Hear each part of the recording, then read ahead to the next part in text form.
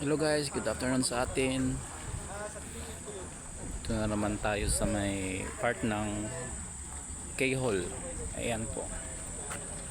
Medyo mainit dito guys, grabe, sakit sa mata talaga. Kaya naka-shades. Ayan guys, oh. Kung makikita nyo rito, maraming nagpa-picture dito sa butas na to. Ito lang yung butas na hindi pwedeng pasukin talaga. Pero ibang butas naman nakapasok. Kasi may nahulog ng mga debris dyan sa part ng mga bato-bato.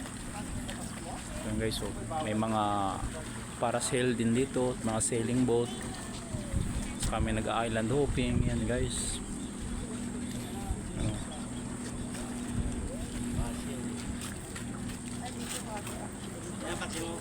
Sarap sumakay siguro dyan sa parasail. Hindi pa ako nakakasakay dyan eh.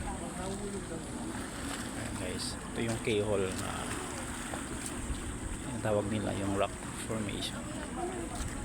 Pero hindi lang talaga siya pinapasok. Bawal talaga kasi may mga guard dyan eh. Oh. Pang, dito ka pala Pang.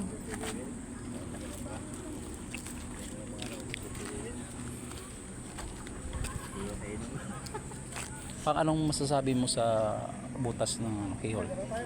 Yun ang sabi ko, normal lang talaga siya. Normal talaga. Pero hindi siya pwedeng pasukin, no? Ito lang yung butas na hindi pwedeng Bawal pasukin. ako pumasok kasi baka iwas kasi sa mga bato, mga ulo. Kaya, yun nga. Sabi nga ni Sir John Bakayan, Papang, para iwas sa disgrasya din. No? Kasi may mga debris talaga na hulog. Maganda dito guys, oh.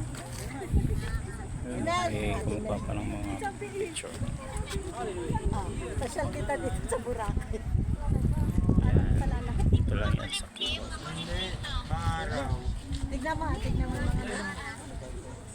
Tignan mo mga tignan mo kung ano makikita mo. yan guys, sa taas niya may mga puno, mga kahoy-kahoy. Yan. Meron ding caution, no? Falling rocks, bawal talaga. Yan.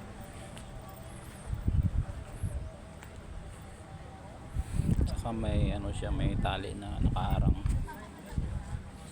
Yan. Yan po. Salamat.